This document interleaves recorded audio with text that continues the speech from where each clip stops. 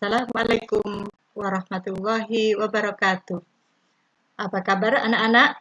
Semoga kalian tetap sehat. Sebelum kita mulai pelajaran hari ini, marilah kita membaca surat Al-Fatihah. Al-Fatihah, Alhamdulillahirrahmanirrahim, Ar-Rahmanirrahim, Maliki yaumiddin, Iyyaka na'budu wa iyyaka nasta'in, Ihdinas siratal mustaqim, siratal ladzina an'amta 'alaihim ghairil maghdubi 'alaihim waladdallin. Semoga dengan bacaan surat Al-Fatihah tadi kita dapat belajar dengan lancar dan ilmu yang kita dapatkan bisa bermanfaat. Minggu kemarin kita sudah belajar tentang pengertian penduduk dan pada hari ini kita akan belajar masalah kependudukan di Indonesia. Tujuan pembelajaran pada hari ini yang pertama yaitu menjelaskan masalah kependudukan di Indonesia. Yang kedua, menjelaskan upaya mengatasi masalah kependudukan di Indonesia. Kita ketahui bahwa penduduk suatu negara itu bisa merupakan objek dan juga bisa merupakan sebagai subjek. Merupakan suatu objek, penduduk merupakan faktor yang harus dibangun dan ditingkatkan kualitas kehidupannya. Dan kalau merupakan subjek, penduduk Indonesia itu adalah merupakan proses dalam pembangunan. Baiklah, mari kita amati gambar berikut ini. Coba anak-anak diamati dulu dari gambar 1, gambar 2, gambar 3. Ada yang bisa menjelaskan masalah gambar tersebut? Nah, dalam gambar-gambar ini itu adalah merupakan deskripsi dari masalah kependudukan di Indonesia. Nanti kita lanjutkan di sesi tanya jawab untuk mendeskripsikan gambar-gambar ya ini. Langsung saja, apa sih masalah kependudukan di Indonesia? Inilah rumusan masalah kependudukan di Indonesia. Jadi masalah kependudukan di Indonesia itu ada dua, yaitu masalah kuantitatif dan masalah kualitatif.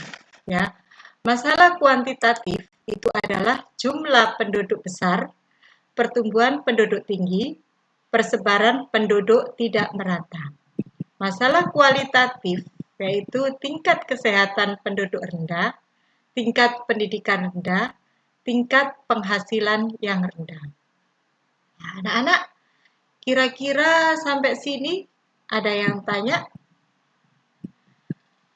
Kira-kira apa ya upaya-upaya yang dilakukan oleh pemerintah untuk mengatasi masalah-masalah kependudukan ini? Siapa yang bisa menjawab? Jumlah penduduk besar dan pertumbuhan penduduk tinggi, apa jalan keluarnya untuk mengatasi masalah ini?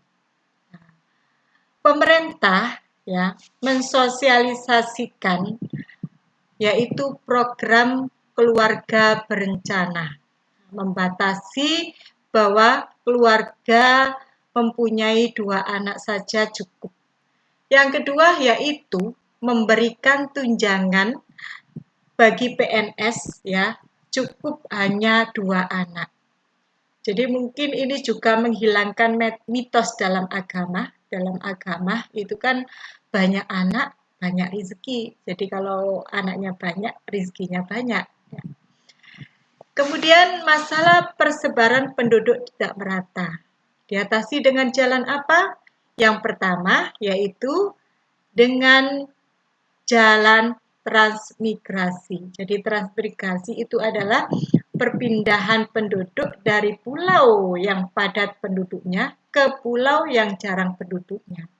Yang kedua yaitu membangun pusat-pusat perekonomian di pulau-pulau yang jarang penduduknya atau di luar Jawa. Ya. Sampai sini dilanjutkan ya. Kemudian cara untuk mengatasi tingkat kesehatan penduduk rendah. Apa kira-kira? Ya, memberikan kartu sehat bagi warga atau rakyat miskin. Yang kedua yaitu ya, mendirikan puskesmas dan rumah sakit yang mempunyai sarana dan prasarana yang memadai, ya.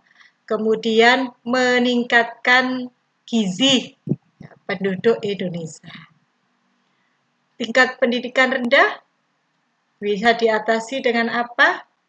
Yaitu mencanangkan wajib belajar 9 tahun. Yang kedua yaitu memberikan beasiswa kepada siswa-siswa yang berprestasi. Kemudian yang ketiga yaitu meningkatkan mutu guru atau meningkatkan kompetensi guru. Kemudian tingkat penghasilan rendah diatasi dengan jalan apa? Yaitu membangun sektor industri atau memberikan pinjaman yang atau dengan bunga yang rendah. Kemudian juga bisa juga mempermudah perizinan untuk membuka usaha-usaha menengah. Nah, mungkin dari sini ya, nanti kalau ada yang tanya atau setelah ini kita lanjutkan pada sesi tanya jawab di Google Classroom. Nah, sebelum itu kita amati dulu ya cara mengatasi masalah-masalah tersebut, ya. Kemudian kira-kira dampak masalah kependudukan terhadap pembangunan itu apa? Ya. Yang pertama yaitu rendahnya kualitas sumber daya manusia penduduk Indonesia. Jadi kalau sumber daya manusia penduduk Indonesia itu rendah, ya, maka tingkat kemakmurannya juga rendah. Karena apa? Karena manusia yang SDM-nya rendah itu tidak akan bisa bekerja pada tingkat yang tinggi atau di level yang tinggi. Ya. Kemudian beralihnya fungsi lahan. Jadi fungsi lahan itu banyak beralih ya, kita lihat pada saat ini ya, banyak sekali lahan-lahan pertanian itu beralih menjadi gedung-gedung yang besar ya untuk pusat-pusat industri dan juga untuk perumahan, dan bisa juga dampak dari masalah kependudukan itu adalah banyaknya karena banyaknya pengangguran, maka kriminalitas itu juga sangat tinggi. Ya. Mungkin sampai di sini pembelajaran hari ini, dan untuk pekerjaan luring mohon dicatat untuk dikumpulkan minggu depan, yaitu jelaskan dampak ya dengan adanya virus 19 bagi perekonomian Indonesia. Ya anak-anak, saya cukupkan sampai di sini. Kalau ada yang tidak paham, nanti kita diskusi di Google Classroom. Saya akhiri. Terima kasih. Wassalamualaikum warahmatullahi wabarakatuh.